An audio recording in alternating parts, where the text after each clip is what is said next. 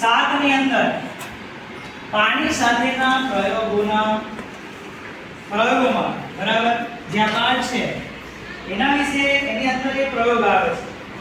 તો કે દ્રાવ્ય પદાર્થો અને અદ્રાવ્ય પદાર્થો એનું મિશ્રણ થાય છે કે નથી થતા તેના વિશે આપણે થોડી ચર્ચા કરીશું અને એની અંદર જે પદાર્થો આપણે લીધા છે બરાબર એમાં છે મીઠું છે માટી છે ચોક પાવડર છે પછી દૂધ લીધું છે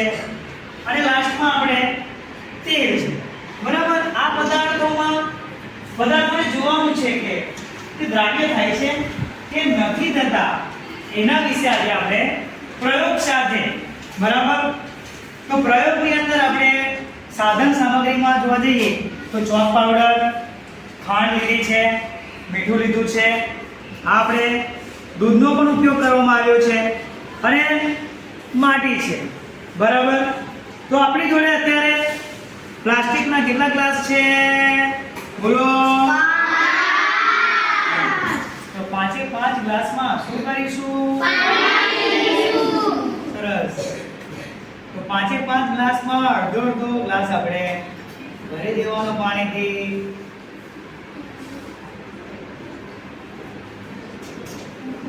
હવે આપણી જોડે ચમચી છે તો કોઈ પણ પદાર્થ આપણે 5 ગ્લાસમાંથી 1 ગ્લાસને આપણે લઈશું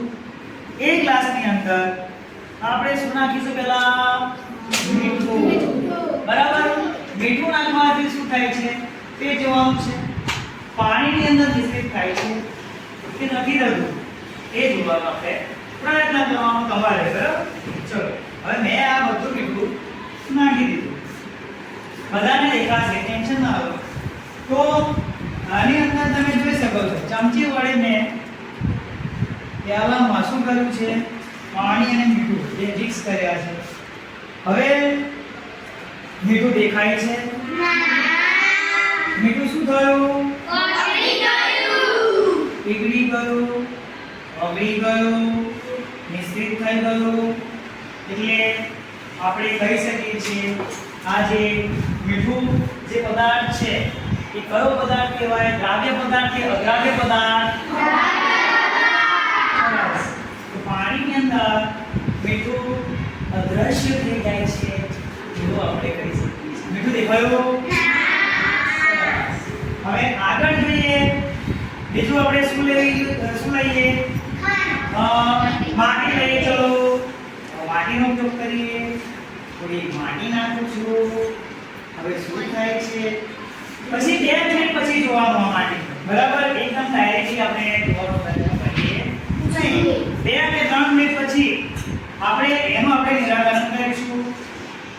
તમે જોઈ શકો છો હવે આ ગ્લાસની અંદર પાણી સાથે મેં થોડી માટી એડ કરી છે તો પાણી કેવું બની ગયું દોડું કહેવાય બરાબર